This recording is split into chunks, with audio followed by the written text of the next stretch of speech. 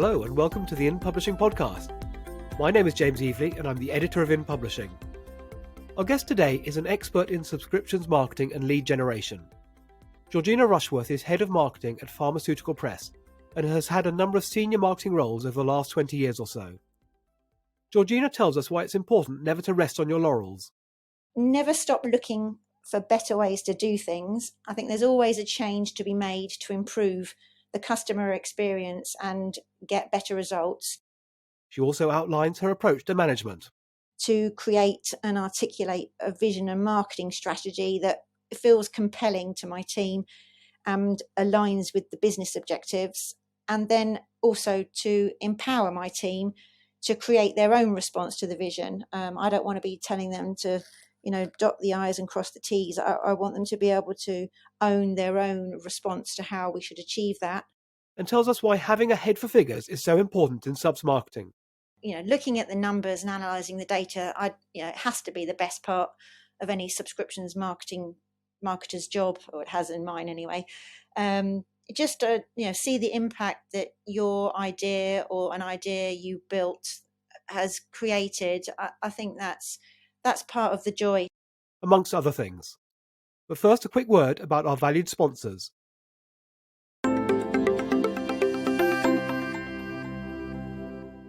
We would like to thank our podcast sponsor, Advantage CS, a leading global provider of subscription and membership management software.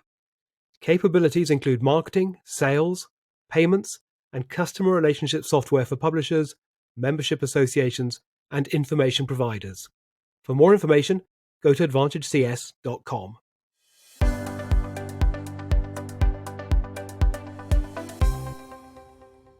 Georgina Rushworth has worked in subscriptions marketing for over 25 years, including a long spell at Reed Business Information, where her roles included Head of Marketing and Subscriptions Marketing Director.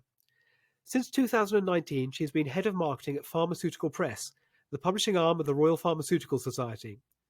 Georgina, welcome to the In Publishing podcast. Hello, James, and thanks for having me. Now, you started your career as a subscriptions marketing executive at RBI in 1995. How has the subs marketing role changed since then? Well, 1995 does seem a very long time ago. I'd say that essentially nothing but everything has changed. The core principles of understanding your audience, establishing a value proposition, and finding the most effective ways to communicate, they remain, as does keeping to your budget and building campaigns that bring in sustainable ROI. I'd say the changes are driven by our audiences because they just do not sit and breathe our brands in the way that we believe they do. They can no longer tolerate our claims unless they're corroborated by someone they trust. They're easily distracted and their demands have grown and they expect instant gratification. Nowadays, marketing technology underpins most of what we do. And I remember sitting there looking at paperweights for brochures and how to efficiently distribute a mail shot. I'm now faced with challenge of data management and keeping track of users in multiple places, looking at their behavior and their engagement, and then working with multiple messages at scale at the same time. So I'd say, yes, it is a bit of a challenge, but the core principles remain. So it sounds like the skill sets required to do the job, that they must have changed considerably too. Absolutely. I think a subscription marketer has to have the fine balance between, well, they always have had to have the fine balance between the numeracy and the creative side and the analytical side. But nowadays, we need people who can harness the technology and get the full value from it rather than be scared by it or not know how to operate it. It sometimes does take a different type of person. Okay, and so what would you say over the course of the last 25 years or so have been the key lessons you've learned along the way as the role has changed and as the skill sets required have changed? Well, my key lessons, I'd say, is always make sure that I understand my audience's challenges and how the products that I'm marketing make it easier for them to face their challenges. That's paramount. Never stop looking for better ways to do things. I think there's always a change to be made to improve the customer experience and get better results. I'd say don't rest on your laurels. Keep asking questions and listening to the answers, working out what they mean for you, not just listening blankly. It's like, what does it mean for me and my role, and how do I achieve my goals? I think being in touch with your organization's goals and vision, and making sure you understand how it affects you and what you need to do to ensure your role in that vision is purposeful and sustainable. And last, when No, things no, carry on. Sorry. Carry on. my last lesson I would say is when things don't go your way, take that learning and use it to reposition yourself, whether that's concerning a campaign or managing your own career. So it sounds like interdepartmental communications, understanding the organization's goal are critical. Definitely. Presumably, the danger of some companies, you hear it, repeatedly, of people working in silos. How, in your experience, is the best way of avoiding that situation? Oh, yeah, that's absolutely the wrong position to take. Avoiding that situation is basically get to know everybody that you work with, obviously your team, as well as your peers, as well as the senior management, anybody that you work with. They will all have a role to play in the achievement of your organization's vision. So it's important to understand what their motivations are, what they are doing to help that, and how I hate to use the phrase, how you dovetail your efforts so that together you get there, as opposed to going off at complete wrong direction. Makes sense. Makes sense. So you're now head of marketing at at Pharmaceutical Press, which is part of the Royal Pharmaceutical Society. Could you give us a brief overview of the products you're marketing, the services you're marketing to the membership or to your customers? Yes, of course. So Pharmaceutical Press, we're the Royal Pharmaceutical Society's knowledge business, and our evidence-based information is trusted by healthcare professionals around the world to help them make confident decisions. So a selection of our globally recognised brands, you may have heard of the British National Formulary, is published in partnership with the BMJ Group, and it's licensed by the National Institute for Health and Care Excellence for use in the NHS. And we update that content monthly because it provides healthcare professionals with evidence checked and practical guidance on prescribing, dispensing, administering medicines. It's used in 129 countries, and in the UK alone, it's referred to 600,000 times a day. So it's vital that that information is current and up to date. And is that served digitally? I presume it is. Yes, we have. It's available online, in print, and via an app. Okay. We have other brands, but I won't go into them because they could go on all day. But one of our other key brands is the Pharmaceutical Journal, and that's the official journal of the Royal Pharmaceutical Society, published way back when in 1841 for the first time. Wow. So as a marketing team, we're responsible for supporting the sales team by generating high quality leads for our resources, which sit on the online platform Medicines Complete, and also by helping sustain a low attrition rate. So that means that we're heavily focused on demand generation, lead nurture, and customer engagement for audiences across quite a large variety of sectors. So that's healthcare and hospital, pharmaceutical industry, community pharmacy, and academia. So with these many different use cases by audience segment and healthcare frameworks varying significantly from country to country, it's actually quite a challenge. It sounds like it. But are your sales teams, are they typically selling subscriptions to your individual information products or membership of the society as a whole? No, the business that the part of the business I work for, we're strictly in the knowledge side. So we are selling subscriptions to our resources through the Medicines Complete platform. And are those typically individual subscriptions or corporate and group ones? They are organisational wide. Yeah, we don't have independent individual subscriptions. Now, I see the Society, from a recent announcement, has been shortlisted by the PPA 3 times for their upcoming awards, which is great. How would you say the publishing strategy and the output of Pharmaceutical Press has evolved over the last few years? I'd say that, first of all, we were very excited to be shortlisted, so I don't want to let that one pass. But like every other signal publisher, I'd suggest, of any kind of professional knowledge, we've placed all of our energy into the digital provision of our information. As you can appreciate, in our sector, healthcare professionals just don't have the time to rifle through a library of printed books, and they need online access to independent information they can trust. We don't want them going off onto Google.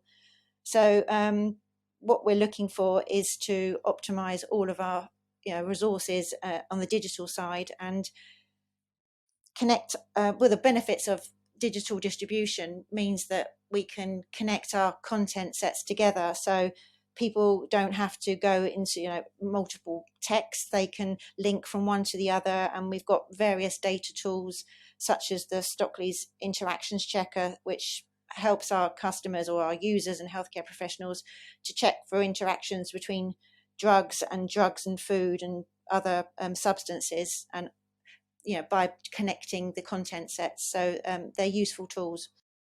Now, you mentioned, the potential for some of your customers or potential customers to, go onto Google and try their luck there. I mean, is that really a risk? I mean, would people in the business trust what they're finding on Google? It is a risk, actually. I wouldn't suggest everybody's doing it, but it is a temptation when you are stuck for an answer. I mean, Google is going to link you to what you perceive to be a trusted source of information.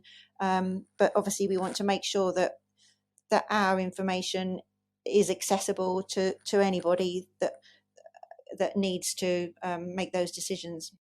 And have you noticed demand go up? Obviously, with the health crisis of the last year, has the nature of demand changed? Has it spiked? Yes, last year, well, we didn't see any dissipation in demand, as you can appreciate. We actually had to pull forward the launch of one of our content sets, which was aimed at the critical care units, and we just knew it was a necessity, as there's a huge demand for information in those areas. So it was paramount that we got that information live in a shorter time frame as possible, and make sure that it was accessible to as many people as possible. And we gave it to the NHS for free, and to all of our customers on Medicines Complete. Wow, wow. So in terms of COVID, obviously that's been the big story of the last year for all publishers. The inevitable question: what impact has it had on your operations, and how has the society adapted? Well, I'd give them top marks, to be honest. Sort of Well done. when we realised that we weren't going back, I think the Royal Pharmaceutical Society responded quickly and effectively.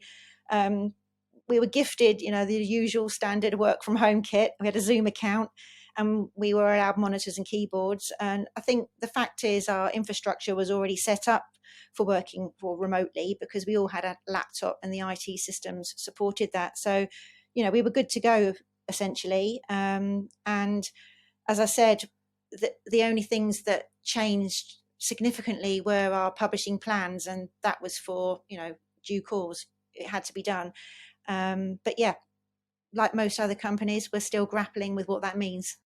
So in terms of in terms of your marketing team and how you all operate, how did working from home, work? I mean, what were the challenges you faced? I think we work together really well.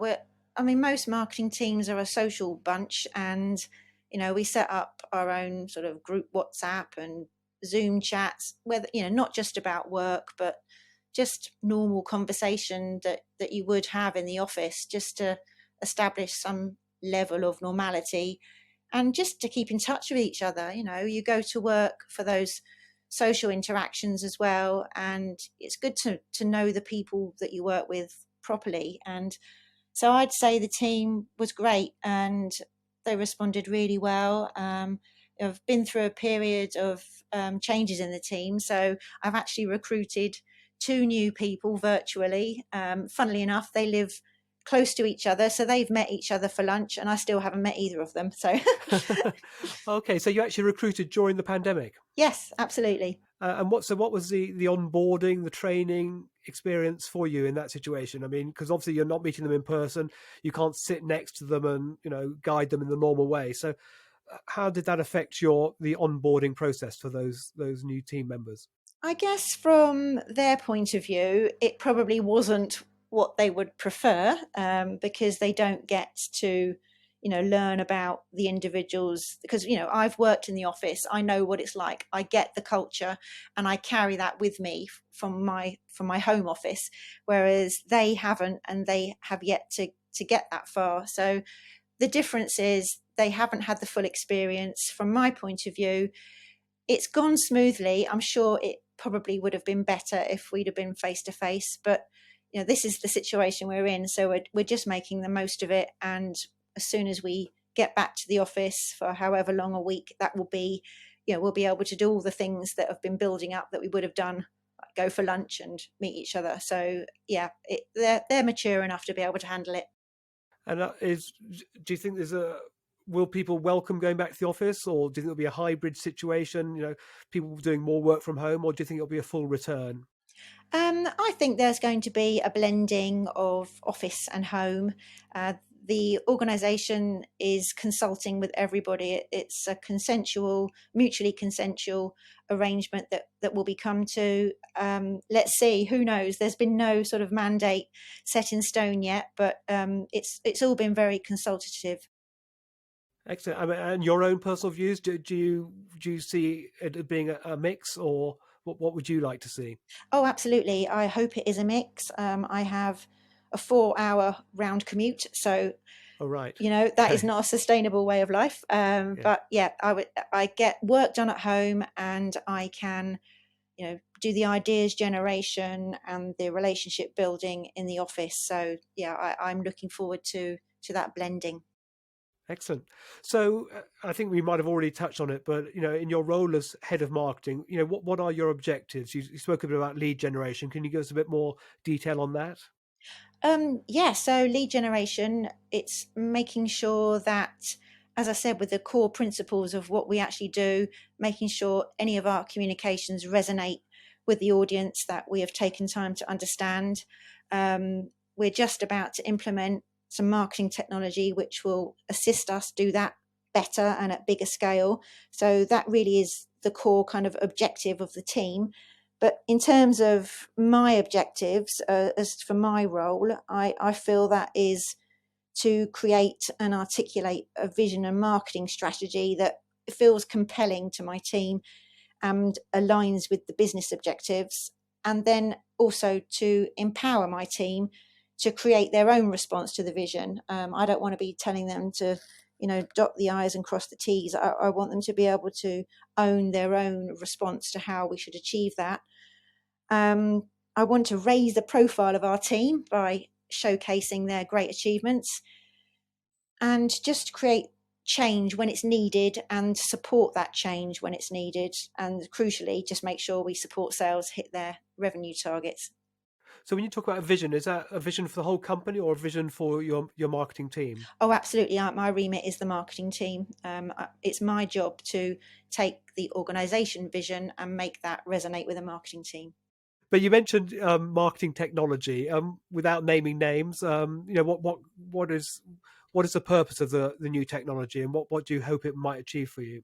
The purpose of the new technology is to enable us to send out emails at scale. So monitoring our users, prospects, and customers' behavior, understanding how they're engaging with any of our touch points, and then using that to score and grade them and put them into appropriate programs which will build our relationship with them, so that if they are a lead, they are highly ready to engage with the sales team when we pass them over to sales, or if they are an existing customer, that they are aware of any relevant resource that we have available for them, so that when they come to renew their subscriptions, they either want to upgrade to the new resource or expand the number of licenses that they subscribe with.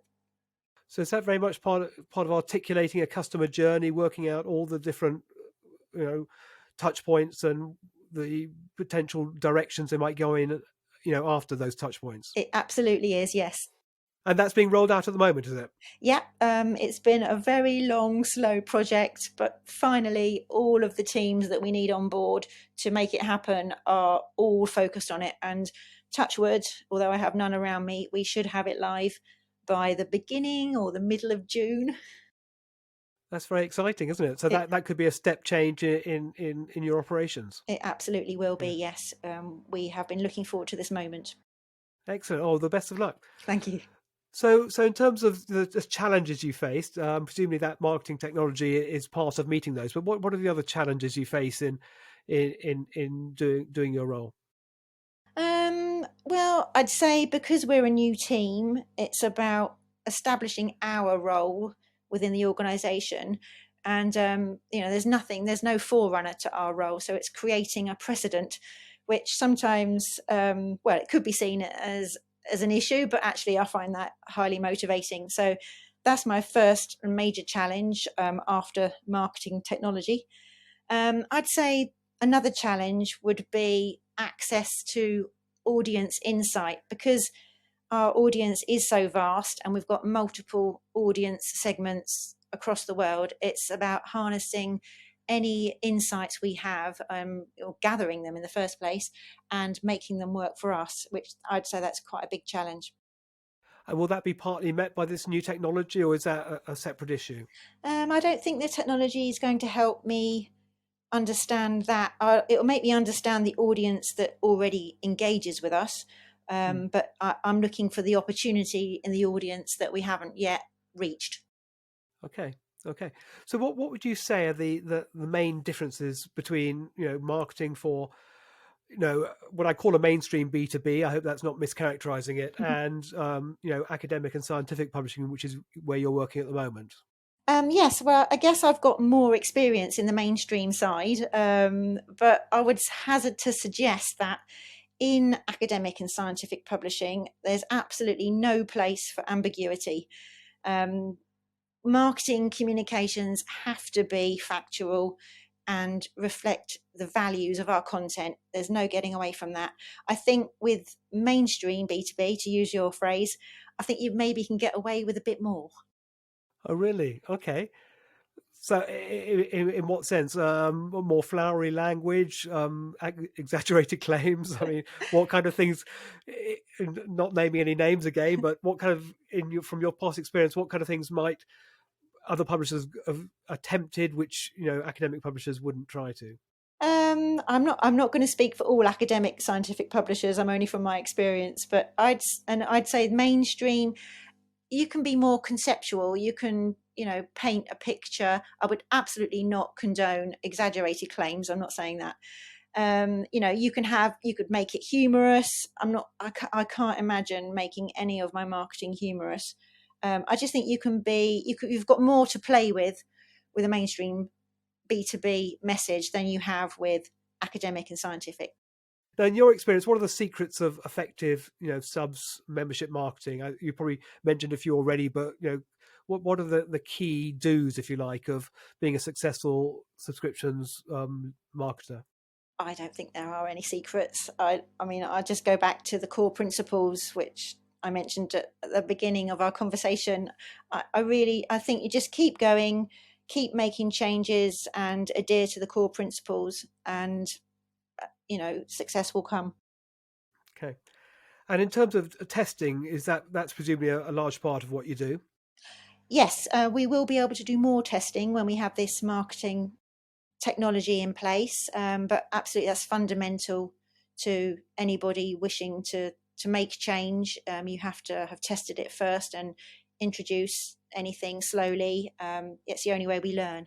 Your team has to be engaged in what you want to achieve and get that buzz from analyzing the data. When looking at the numbers and analyzing the data, it has to be the best part of any subscriptions marketer's job, or it has in mine anyway. Just to see the impact that your idea or an idea you built has created. I think that's part of the joy. So I think if that person in your team doesn't get that, then that's going to be quite tricky to help them find why it is so enjoyable. And in terms of marketing tools and tech, we've obviously touched on a bit already, but what would you say are the general trends, and maybe comparing it with the what tech you had when you first started? What are the trends in terms of data gathering, data collection, data manipulation, AI, and the rest? I've lost track of it, to be perfectly frank. I mean, I keep up to speed with any sort of information source I can lay my hands on, but there's just so many now, so many new launched, marketing technology platforms. Sometimes, they're all promising to make my life easier. I can't pretend to understand what most of them do. I think it's about the choice that's available. I think that would be one of the trends that I've seen. It's also, when you're looking at these technologies, you have to understand how they integrate with your existing technologies, and understanding that sometimes you need, the developer to help you get, be able to assess that supplier's promise. So I think there's a lot of choice, and sometimes that can be confusing. Okay. And in fact, just going back to the lead generation aspect, which we spoke about earlier, did you use social media at all? I mean, I think in certainly B2C publishing and marketing, social media is used a huge amount. Is social media used that much in academic and scientific? Oh, in our business, yes. We're not sending out multiple tweets a day. We're not sitting on social ready to jump on conversations. But what we're trying not to do is just broadcast messages that say, "Hey, we've got this product." We are trying to use it as a channel that distribute, quality information that people will find useful without asking them to do anything. Just, we need to establish our position in the marketplace, and social is definitely a key channel to enable us to do that. And what social platforms work better for you than others? Well, we use Twitter and LinkedIn. Twitter, I think we get most engagement with, because our audience is global and professional. It seems to work really well, and yeah, we've had quite a lot of noise recently on the platform. So I think probably the strategy is playing out okay. And you mentioned not wanting to broadcast. How do you ensure that you don't? Because it is very easy, and I'm sure a very obvious mistake a lot of publishers make, to just sit there and put stuff out. How do you try to counter that? Um, well, obviously we do send those types of posts, but I think if we are creating a piece of thought leadership content and promoting it via social, is about positioning it as a way, it's saying that we're supporting our audience. It's not about, hey, we've got a product, buy it. It's about, here's some, really interesting information we think you'll find useful. Why don't you check it out? So it's probably less, if what you say, forceful. So it's about the team understanding that, and they are, and it's about recognizing that the audience is not sitting there looking at every single post you've pushed. They are sitting there, well, they're not even sitting there, are they? They're doing lots of other things, and then when they pick up their device, they're scrolling through their feed, and our message has got to stand out from many other messages. And do you try and make it a two-way conversation? Do you get feedback from social media which you respond to? We don't, yes, we do respond to direct messages, but we're not resourced, and we're not up for having big conversations on social at the moment. Not saying that that's something I'm discounting. It's just at the moment we are not. Not a priority. Okay. So looking at the future, all the things ahead of you, including the new marketing technology. What excites you about the future? What is exciting? I think the exciting thing for me is, because the team is new, it's about seeing us establish ourselves and achieving the goals that we've set out, and being recognized for that will be that's exciting. I think if we can do that, I think it will have all been worth it.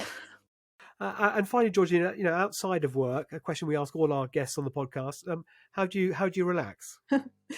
Well, I would say running, but I can't stand running. But Oh, right. Well, why would you say running in that I know case? it's odd, isn't it? I think it's the concept of the fact I'm having a chat at the same time. So running with friends, it's just, I mean, I'm very lucky. I live in a lovely part of the country, and getting out, getting some fresh air, it's so easy to sit at your desk all day, isn't it? On your laptop, staring at a screen, and to go out for some fresh air, forget that I'm running because I'm too busy talking. I'd So, say that's pretty relaxing. a social runner. Yes. Oh, excellent, excellent. Georgina Rushworth, thank you very much for being our guest on the In Publishing podcast. Thank you very much, James.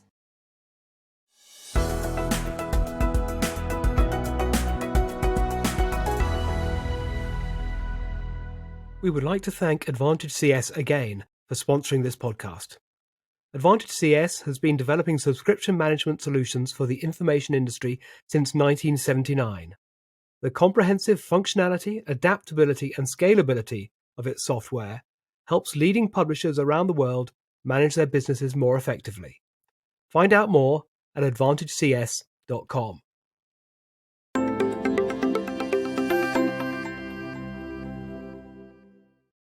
Many thanks to Georgina for being our guest this time. I particularly liked her emphasis on never resting on her laurels and always looking for better ways of doing things. Georgina wrote an excellent article for In Publishing magazine in 2009 about the changing role of circulation and subs-teams, which still makes good reading now, 10 years on.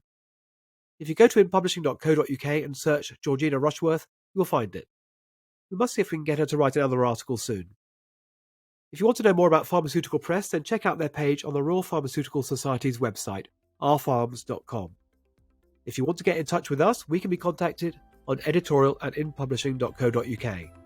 Thank you for listening, and do join me in 2 weeks' time for another In Publishing podcast. Bye for now.